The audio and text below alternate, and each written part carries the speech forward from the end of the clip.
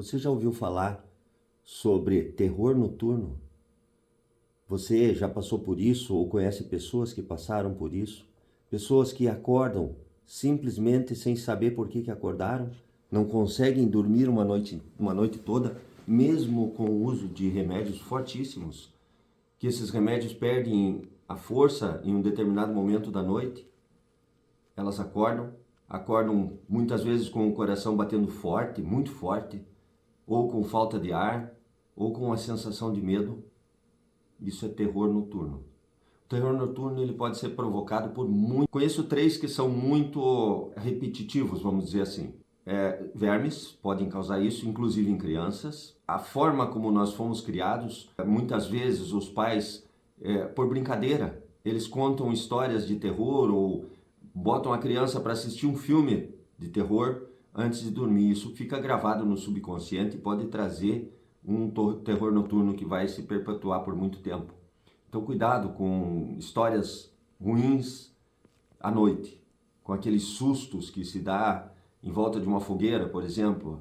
Aquilo pode gerar um terror noturno que vai permanecer na fase adulta depois. E também uma coisa muito importante quando isso acontece em crianças é investigar abalos emocionais que essa criança pode estar sofrendo. Também muito importante, em caso de criança, é investigar possíveis causas, como abalos emocionais ou outras coisas que essa criança pode estar sofrendo. Isso é muito importante. Mas em adultos pode ter sido um trauma que veio lá de trás, lá da infância.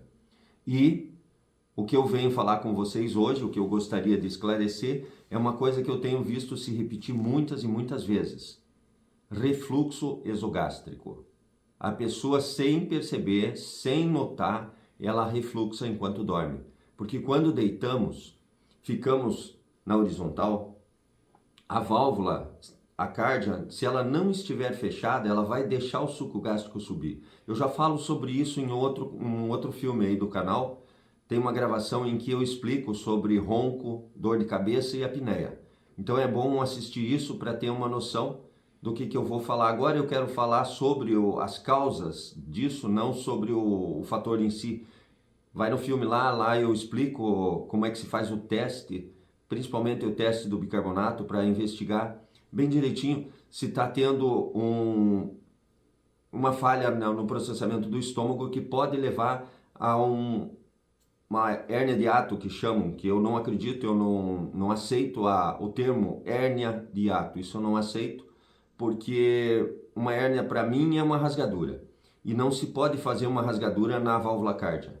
A cárdia é muito forte, é uma válvula extremamente poderosa, ela tem capacidade de contenção. Ela está ali justamente para conter o ácido clorídrico que é produzido no estômago.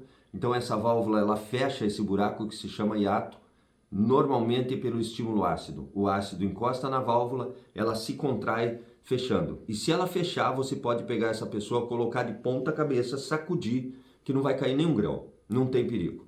Então, não acredito na palavra hérnia de hiato. Para se rasgar uma válvula dessa, teria que comer um pedaço de comida maior do que passa pela boca. Ou teria que se comer quantidades de comida tão grandes que rasgariam o estômago e a válvula não rasgaria.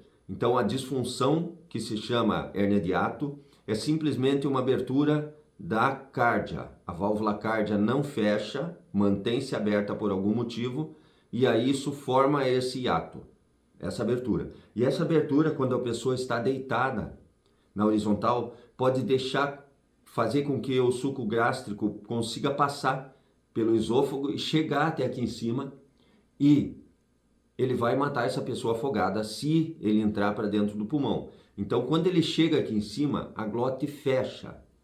A glote fecha e fecha com muita força.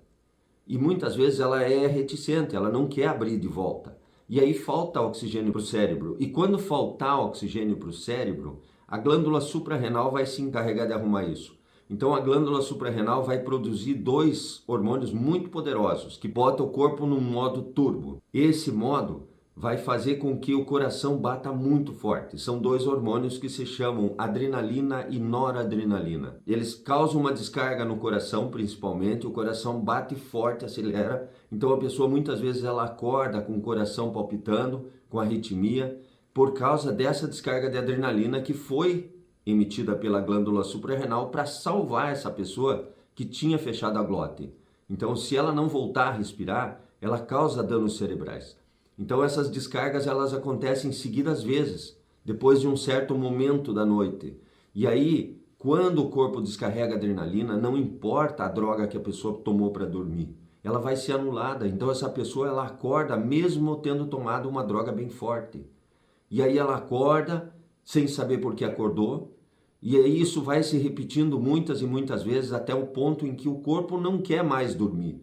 Ele tem terror noturno, ele tem pavor, porque ele sabe que se ele dormir, ele vai passar por isso novamente.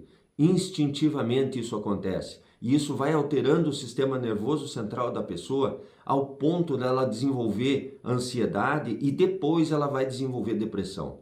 Porque a depressão é um quadro de ansiedade não tratada. A depressão é a permanência no modo de ansiedade, que é um modo de defesa. Ansiedade não é doença. Ansiedade é uma forma como o corpo tem para se defender, para nos manter vivos. Eu sempre digo para as pessoas, eu sou ansioso graças a Deus. Deus me deu a ansiedade e por isso eu cheguei a ficar velho. Por quê? Porque ela me cuidou até para atravessar a rua. Quando eu chego na beiradinha da rua, na calçada, eu entro no modo de ansiedade. Naquele momento eu olho e penso, será que não vem um carro, uma moto, uma bicicleta, um caminhão? Então, naquele momento, eu estou me defendendo. A ansiedade está me ajudando, ela está me protegendo. Então, à noite, a ansiedade aumenta para me proteger, porque eu estou tendo, nesse caso em questão, um refluxo noturno. E isso vai fazer com que, muitas vezes, eu acorde com dor de cabeça. Por quê? Porque na hora que fechou a glote, esse suco gástrico passou, entrou aqui dentro dos seios da face e me machucou. Então, acordo muitas vezes à noite, acordo de manhã com a boca seca, acordo palpitando o coração, acordo com dor de cabeça. Isso é sinal de refluxo esogástrico. E se isso está acontecendo, muitas vezes você pode estar sendo tratado de depressão e o remédio não está funcionando. Porque não é depressão e nem nunca foi. É terror noturno. A pessoa tem medo de dormir. Pavor noturno.